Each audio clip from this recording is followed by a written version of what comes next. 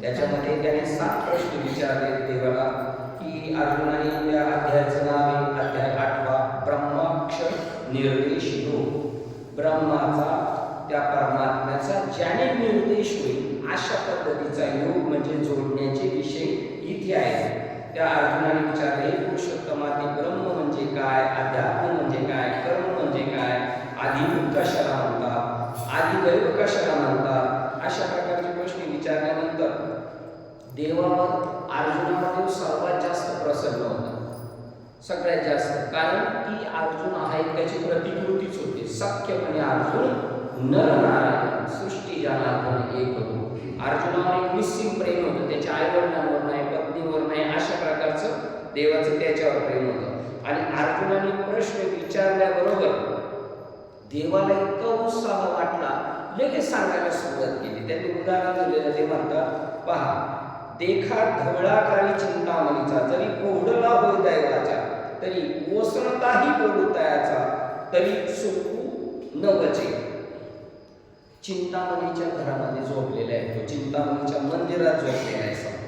आणि त्या झोपल्यानंतर तिथं जरी बरळला एखादा माणूस तरी त्याच्या सगळ्या गोष्टी खऱ्या होतील, कारण तो कुठे थांबलेला आहे, चिंतामणीच्या संगतीत. अशी इथे चिंतामणी कोण आहे, भगवान श्रीकृष्ण. त्यामुळे अर्जुनाने लगेच बोलावं तर देवाला ते सुद्धा सहन नाही होत. कैसे अर्जुनाची बोला सवे आले तेची म्हणते देवी, ते परीसी का बरवे जे पुसले तुवा.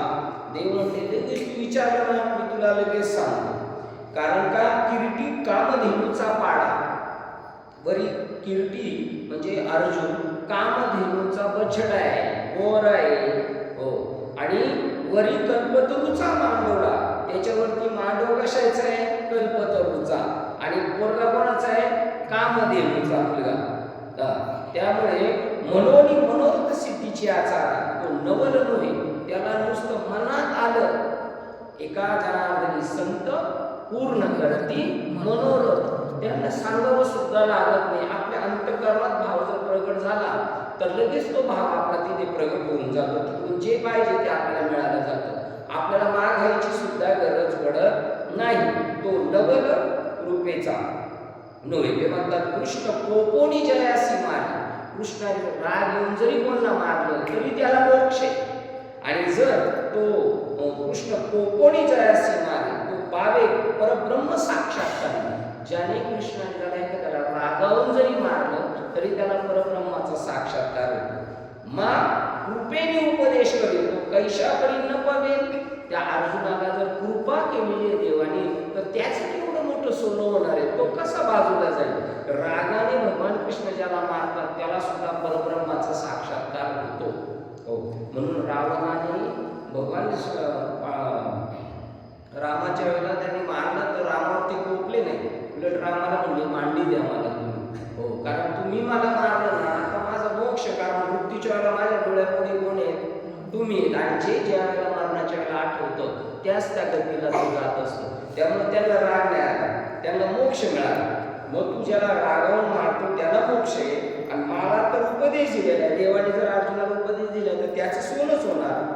अजून सांगतात एवढं देवाशी आपलं संलग्न कर, नातं जोडलं पाहिजे. जे कृष्णाची होई जे आपण कोण झालं पाहिजे, कृष्ण. कृष्ण आपण होणार आहे का पहिलेच आहेत, पहिलेच आहोत आपण. एकमेकाबद्दलची आपल्याला आकर्षण आहे ना, ती आकर्षक ही कृष्ण आपल्या उद्यात आत्मा आहे म्हणून त्याच्यावर आपल्याबद्दल आकर्षण. ज्या दिवशी आपल्याला कृष्ण निघून जाणार ना त्या दिवशी आपण असं भीतीदायक चेहरा दिसेल आपला. जर आपल्या शरीरातला आत्मा निघून गेला तर आपल्या बरोबर राहणारा माणूस म्हणेल मी एकटा राहू शकत नाही. कारण तो कृष्ण जे आपण होईजे.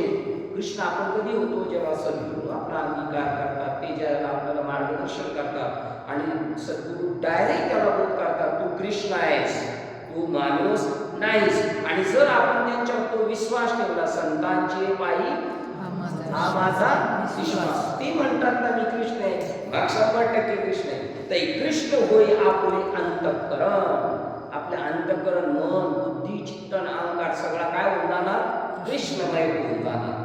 मग संकल्पाचे अंगण ओळंगती रिद्धी सिद्धी, आणि मग आपल्या मनात आलेले संकल्प आपल्या अंगणामध्ये रिद्धी सिद्धी येऊन पाणी भरणार, पाहिजे त्या गोष्टी होतात. आणि आजही तसं होतं. ही 5000 वर्षापूर्वी लिहिले, 700 वर्षापूर्वी लिहिले तसं नाही. मग भुक्ती मुक्ती चारी घरी त्यांच्या हरिपाठ सांगतो, त्याच्या घरी भोग आलिशान भोग भोगायला त्याला मिळणार. मुक्ती घरी चारी त्यांच्या दरवाजा चारी मुक्ती हात जोडून उभ्या राहणार. अशा प्रकारचे जरी संकल्प झाले आपल्या अंतःकरणात झाले तर ते पूर्ण करणार. कारण अंतःकरण कोण झाले, कृष्ण, आणि त्या इच्छा कोणाच्या, कृष्णाच्या. म्हणजे त्या लगेच परफेक्ट होऊन जाणार. परी ऐसे जे प्रेम ते अर्जुनाचे आधी निश्चित, असं जे प्रेम आहे ते अर्जुनावर निश्चित आहे देवाचं. म्हणून तयाचे काम सदा सफळ. ज्यावेळेला त्याला अर्जुनावर देवाचं इतकं निश्चित प्रेम असल्यामुळे अर्जुनाची सगळी कामं सफल होऊन जायची.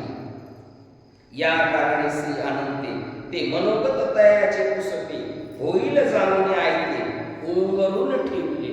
अर्जुन काय मागणार, त्याच्या ऐवजी त्याच्या अगोदरच ताटात ते पदार्थ आणून देऊ द्यायचा.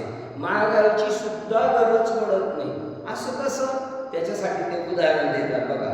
जे अपत्य थनी गुण निघे, ज्या अपत्याला आई पाजते दूध आणि त्याचं पोट भरलं ते बाजूला जातं, आणि नंतर तर त्याला भूक लागली परत तास 2 तासांनी, तर तो आईला म्हणतोय का मला भूक लागली दूध पाज म्हणून, नाही. पण त्याची भूक लागलेली कोणाला कळतंय, आईला कळतं. तसं अर्जुनाला काय हवंय हे देवाला कळायचं, त्यामुळे देव त्याच्या ताटात पहिलंच ते वाढून ठेवायचा.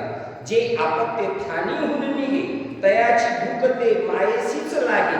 त्याने स्तनापासून तोंड बाजूला गेल्यावर परत तासभराने त्याला भूक लागली का आईलाच भूक लागली.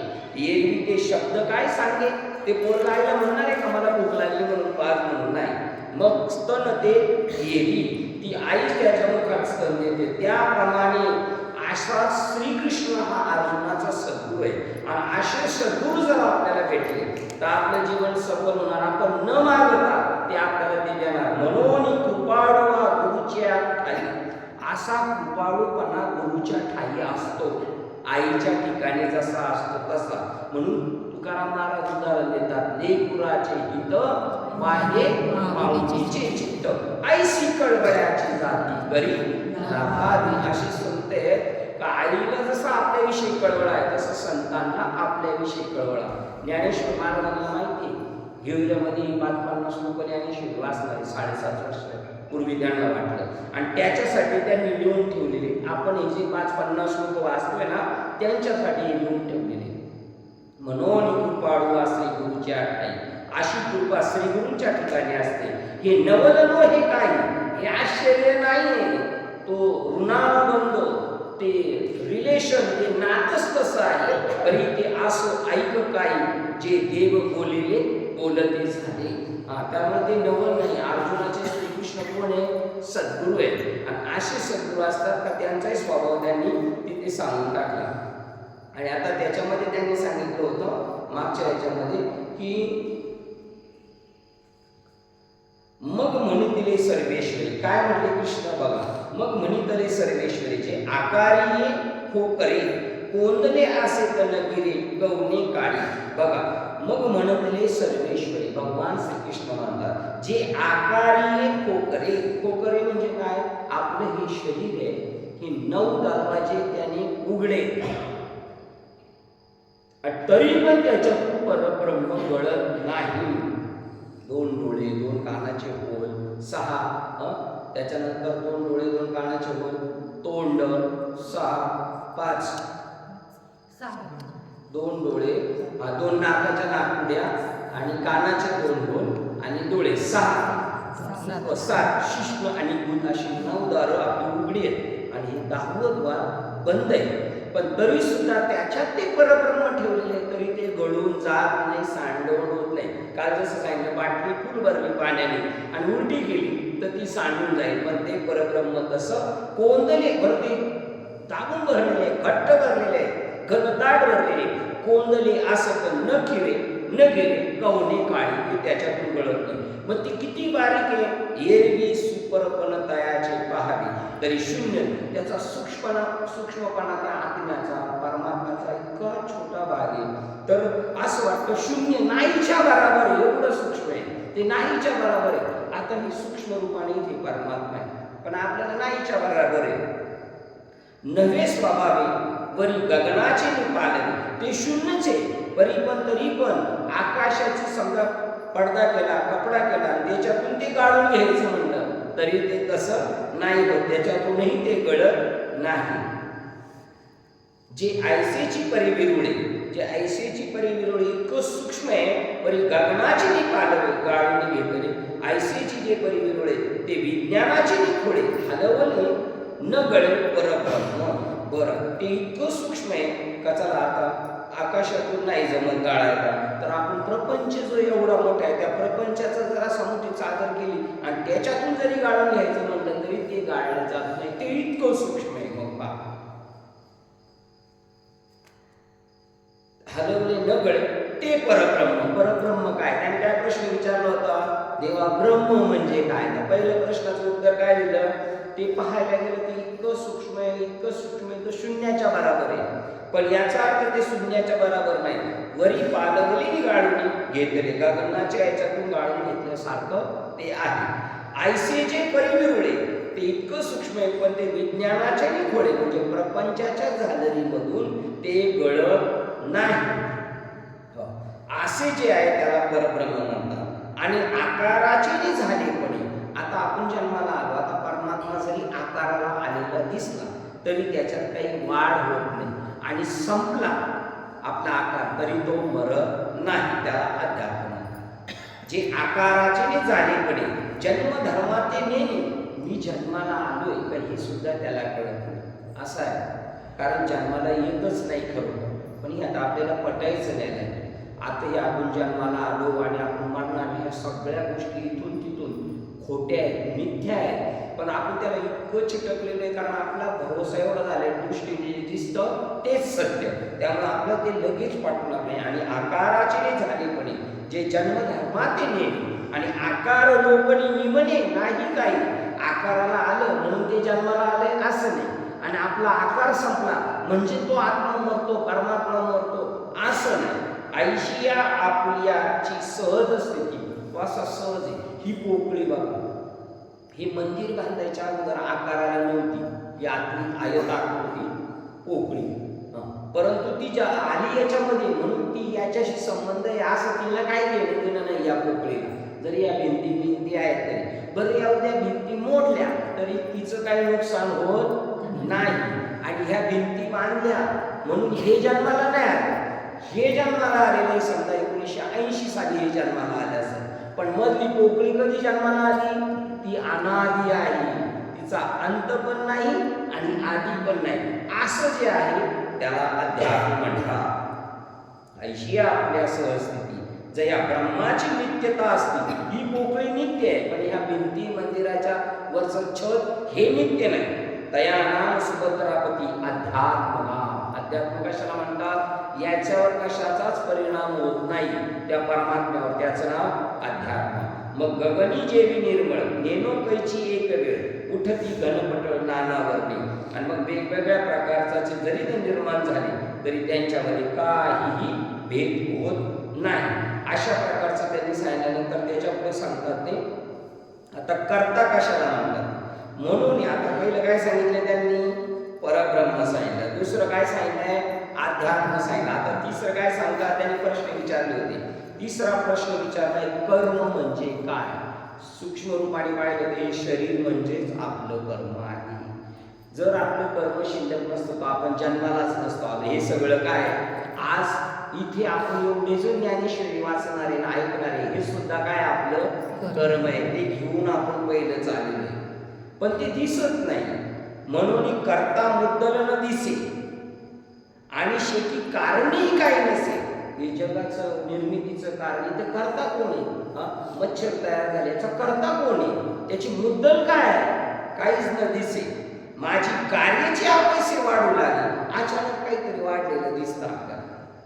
ऐसा करते मी न गोचर, त्याचा परमात्मा करता नाही. चांदी, शिंपलीवर चांदी दिसते, त्याचा कोण करता आहे का? नाहीच आहे. पण ते तुम्हाला आपल्याला भासमान आहे म्हणून त्याचं नाव काय आहे? कर्म आहे. एक ऐसा करते मी न गोचर, अव्यक्तो हा आकार, अव्यक्तावर हा काय आलेला आहे? आकार आहे. या पोटवर अव्यक्तावर मंदिराचा काय आलेला आहे? आकार आहे. निपजे जो व्यापार तया नाव कर्म, याला कर्म म्हणतात. हे सगळं दिसतंय, याचं नाव कर्म. वास्तविक हे झालेलं पण नाही, परंतु आता दिसतंय म्हणून एक प्रश्न अर्जुनाची बालवाडी आहे म्हणून त्याला एक हळूहळू प्रश्न सांगतात. आता अर्जुन बालवाडी ते अजून आपण बालवाडी तर नाही, घरावर पट्ट्यावरच रांगतोय, त्यामुळे आपल्याला तर अजूनच या अवघड झालं. आता दुसरा प्रश्न सांगा. भूता ते आधी करून असे आणि भूत संयोगे तरी दिसे, जे वियोग वेळी भ्रंशे नाम रूप आदी. आता भूता ते आधी करून असे आणि भूत संयोगे तरी दिसे, पंचमहाभूतामुळे दिसतं, त्याच्यामुळे तो संयोग आल्यासारखा वाटतो. पाच भूत सहाय्यभूत झाली आणि वियोग वेळी भ्रंशे नाम रूप आदी. ज्यावेळी याचा वियोग होता आपल्या शरीराचा, पंचमहाभूतामुळे योग आलेला आहे म्हणून आपण दिसतो.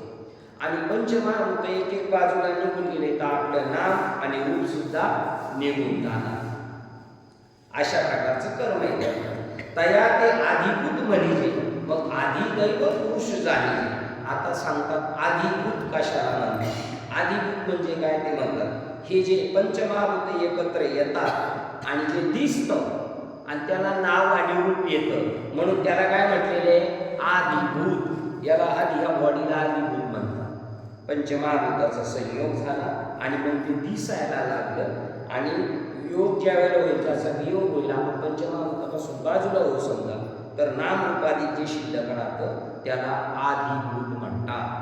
आता आधिदैव कशाला म्हणतात? आधिदैव म्हणजे आपल्या आतमध्ये असणारा जीवात्मा, त्याच्या सत्तेने आपण सगळं चालतो, तो आधी दैव आहे. हे शरीर म्हणजे काय आहे? आधिभूत आहे. आणि त्या शरीराला चालवणारी सत्ता म्हणजे काय? आधी दैव आहे. तयाती आधिभूत म्हणजे मग आधिदैव पुरुष झाले, जेणे प्रकृतीचे भोगीचे आर्जिले. मग आता हे शरीर कर्म करतं, पण या शरीराच्या कर्माचा उपभोग कोण घेतोय? तो जीवात्मा, आणि त्याचं नाव आहे आधिदैव. कर्म कोणी करायचे? प्रकृतीने. त्याचा उपभोग कोण घेतोय? परमात्मा म्हणजे जीव. आता तो जीव आहे का? नाही. आपल्या हृदयात प्रत्येकाचा जो जीव आहे तो जीव नाही, तो परमात्माच आहे, पण त्याला जीव म्हटलं. बघा, एक हरी, आत्मा, जीव, शिव, सम. माया तो दुर्गमी न घाली. मग तुमचा जीव जरी असला तरी तो कोणी? कृष्णच आहे. एक कोण कोण? एक कोण? हरी. हरी म्हणजे कृष्ण. दुसरा एक हरी, दुसरा आत्मा. हरी आत्मा. तिसरा तुम्ही स्वतःला जीव समजत असाल तर जीव, आणि त्याच्यापेक्षा चौथं जर तुम्ही म्हणले शिव, परमात्मा.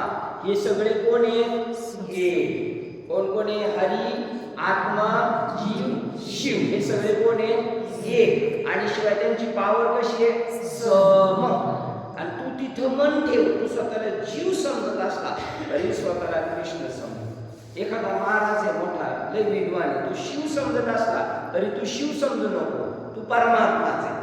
त्याच्यानंतर कोण राहिला? हरी. हरी म्हणजे कृष्ण, आणि आत्मा तुमच्या आत्मा.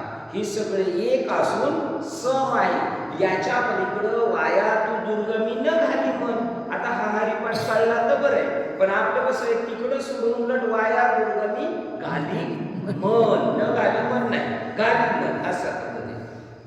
मग तो जरी जीव आहे तुमच्या शरीराला चालवणार, तरी जो परमात्माची परी दुसरा, तो कोणी? जीव म्हणजेच एक प्रकारचा परमात्मा आहे.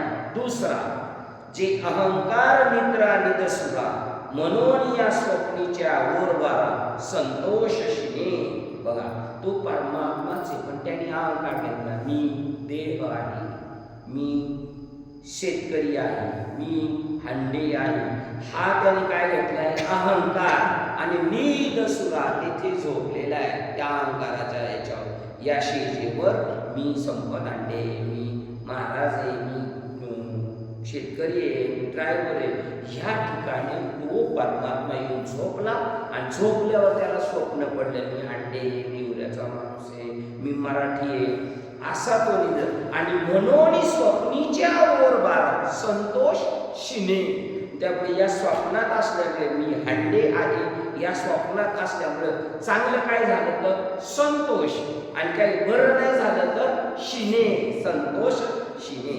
जीव येणे नाव जया ते आडविजे स्वभावे, ते अधिदैव जाणावे पंचायतीचे. हे 5 मिळून झालेले हे पंचायतन, आणि त्याच्यामध्ये राहणारा जो परमात्मा त्याला जीव म्हणतात, तो त्याच्यातलं काय अधिदैव. आता शेवट काय राहिले, आदिभूत झाला अधिदैव. आता शेवट एक सांगणार, आता येची शरीर. जर आपण प्रॅक्टिकल जीवन केलं, पवित्र तुळशीची माळ घातली, ज्ञानेश्वरी भागवत प्रमाणे वागणारा एखादा महात्मा पाहिला, व्यवहारातला वागणारा नाही, व्यवहारात जो चांगला वागतो तो साधक असतो, तो साधू नसतो. पण व्यवहारात म्हणजे मी ब्रह्म आहे, जगत ब्रह्म आहे, मला दिसेल, हरी दिसे जनिमनी, अशाकडे जाऊन जर आपण माळ घातली, त्याच्याकडून दीक्षा घेतली, अनुभव घेतला, बोध घेतला, त्या नामाचं ध्यान केलं, जगाबद्दल वैराग्य निर्माण झालं, प्रपंचाकडं च्या आसक्तीकडं पाठमोरा झालो, देवाकडं सन्मुख झालो, तर तो जीवच कोण होणार आहे, परमात्मा. ही त्याची यज्ञ प्रक्रिया आहे, तो तसं वाटचाल करतोय.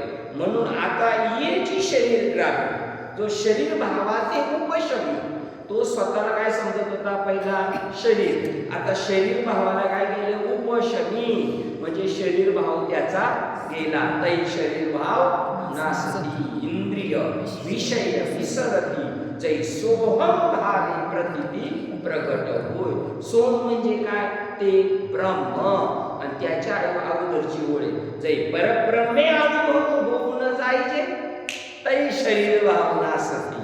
शरीर भाव कधी नासला जातो, ज्या वेळेला आपण परब्रह्म स्वरूप आहे अशा भावाला जाणार, त्याला शरीर भाव आपसुकातच बाजूला निघणार, ते शरीर भाव नासती. मग इंद्रिय विषय विसरती, जै सोहम भाव म्हणजे ते ब्रह्म मी प्रतिती प्रगट होय. प्रतिती म्हणजे अनुभव प्रगट होतो, त्याला शरीर भाव संपला जातो. आणि ज्या दिवशी शरीर भाव संपला जातो त्यावेळेला तो शरीरातच असतो, पण तो साधू म्हणतात, त्याला संत म्हणतात, परमात्मा म्हणतात, तो आधी येत मी पंडकुमारा. त्याच्यासाठी जी प्रक्रिया केली जाते त्याला यज्ञ म्हणतात. तो आधी यज्ञ नारायण प्रसन्न होतो आणि तो जीव शरीर भाव संपून मी ब्रह्मरूप आहे अशा भावावर येतो. मग तो राहतो कसा, जगतो कसा या गावामध्ये, शरीरामध्ये, प्रपंचामध्ये, तो ते देह झोड मानूनिया, ते देह झोड ऐसे मानूनिया. तो शरीराला मिथ्या समजतो, शरीर खरं समजत नाही. आणि आपण काय समजतो, शरीरच खरं आहे, आणि ते काय समजतात, शरीर खरं नाही. म्हणजे कसं काय, नदीला दुपारच्या टायमाला उन्हात नदीमध्ये त्या वाळूच्या तिथे असं चाक चाक चाक चाक करतं, त्याला आपल्याला असं वाटतं ती चांदी पडत जातं, तिथे गेल्यावर कळतं शिंपल्या कोरलेल्या पडलेल्या आहेत. मग ती शिंपली आहे, आता उद्या ती त्याला परत तसंच चमचम दिसेल, परवा बी दिसेल, पण तो पडेल का आता, कारण त्याला म्हटलं, दुसरं म्हणलं अरे ती चांदी आहे, तो म्हणे ते मिथ्या आहे, ते खरं नाहीये. तसा देह मिथ्या आहे, ऐसे मानवनी ठेले आपण पे आपणच होऊनी, देह मिथ्या आहे आणि त्याच्या आत्म्यातला असणारा परमात्मा तो मी सत्य आहे. असं कसं होतं, जैसा मठ गगना भरोणी गगनीच्या असे. देव तर व्यापक आहे, आणि मग तू कसा काय देव झाला, हो मी पण देव झालो. हो, माठ घराच्या आतमध्ये पोकळी. आता आपण माहितीच पाहिलं, मठ मठ म्हणजे काय झालंय, घर किंवा मंदिर. आता हे जे मंदिर आहे, या मंदिराच्या आतमध्ये पोकळी आहे की नाही, मंदिराच्या आतमध्ये पोकळी, आणि मंदिर कशामध्ये, पोकळीमध्ये आहे. तसा तो देवात आहे आणि देव त्याच्यात आहे. म्हणजे जैसा मठ गगनी भरुनी गगनीचे असे. आता मठाच्या आत जरी गगन असलं आणि बाहेर जरी गगन असलं तरी बाहेरचं गगन आणि आतलं गगन दोन्ही काय एकच आहे. तसा देव जसा व्यापक आहे तसा हा जरी शरीराने वेगळा दिसत असला तरी तो वेगळा नाही, एकच आहे. कारण तो म्हणतो मी शरीर नाही. म्हणून का बरायला आपण देवाकडे प्रार्थना करायला लागली. मला माझ्या बाबाजी चैतन्यांनी बोध दिलाय पण तो ठसत नाही. म्हणून देवा आता ऐसा करी उपकार देहाचा विसर पाडी. मला देवा या देहाचा विसर पाड, मग मला आत्म्याची प्रचिती येईल. तरीचा हा जीव सुख पावे माझा परवे केशवराजा कडो आली. अशा प्रकाराने त्याचं शरीर असतं. मग त्याचं शरीर असताना त्याला खबर नाही आणि शरीर पडल्यावर सुद्धा त्याला काही खबर नाही. ते म्हणतात बघा, शरीर असताना तर त्याला खबर नाही पण शरीर पडलं तरी त्याला खबर नाही. ये प्रतीतीच्या माझ घरी तया निश्चयाची गोवरी आली म्हणून बाहेर नव्हेशी से. बघा, प्रतीतीच्या माझ घरी अनुभवाच्या मध घरात गेलेल्या मधल्या घरात तया निश्चयाची गोवरी. हो, तो काय झाला तिथं त्या आतल्या खोलीत जाऊन बसलाय. कोणत्या आतल्या खोलीत? मी ब्रह्मरूप आहे, मी ब्रह्मरूप आहे. अशा ठिकाणी तो जाऊन बसल्यामुळे आली म्हणून बाहेर नवेशी.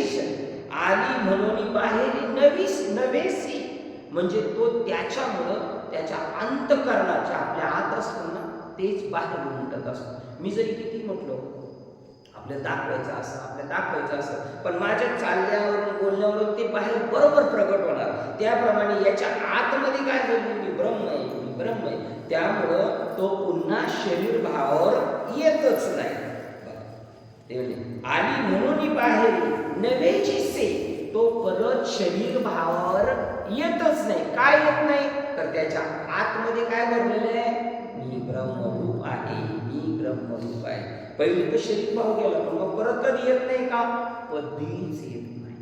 उदाहरण देणार आहे, दुधाचं तूप झाल्यावर ते परत कधी दूध होऊ शकत नाही. लोखंडाचं सोनं झालं का पुन्हा त्याचं काय होऊ शकत नाही?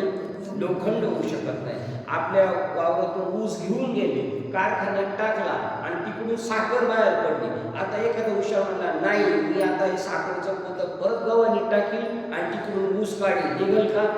नाही. तसा एकदा का तो ब्रह्मरूप झाला का त्याला पुनरपी जन्म मरण नाही. तो जरी तुम्हाला आपल्या माणसासारखा दिसला तरी तो माणूस नसतो. ऐसे सबाह्य ऐक्य संचले. असं आत आणि बाहेर ऐक्य संचले. आता या पोकळीचा आणि बाहेरच्या पोकळीचा त्या दरवाजाच्या तिथूनच फक्त ऐके काही याच्यामध्ये सुद्धा ऐके, याच्यातून सुद्धा ऐके जरी याच्यात असला तरी. ऐसे सबाह्य ऐक्य संचले मी जी होऊन आस्था रचले बाहेर भूताची पाचही खवले नेनताची पडली.